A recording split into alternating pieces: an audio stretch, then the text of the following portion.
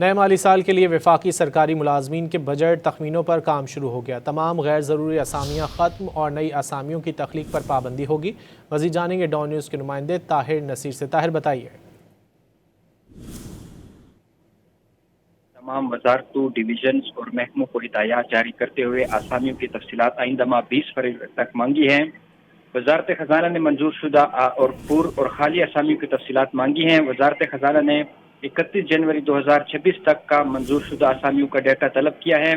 وزارت خزانہ اسامیوں کی موصول شدہ تفصیلات کی روشنی میں آئندہ مالی سال کے بجٹ میں ملازمین سے متعلق اخراجات کا تعین کرے گی۔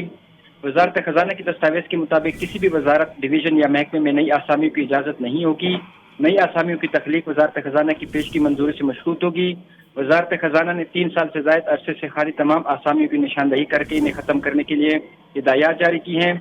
واضح رہے کہ وفاقی کابینہ نے رائٹ سائزنگ اقدامات کے تحت 27 اگست 2024 کو 60% خالی ریگولر اسامیاں جن کی تعداد 1.5 لاکھ بنتی ہیں انہیں ختم یا ڈائنگ پوسٹ قرار دینے کی منظوری دی تھی۔ طاہر شیرانی ہمیں تفصیلات سے آگاہ کر رہے تھے، بہت شکریہ۔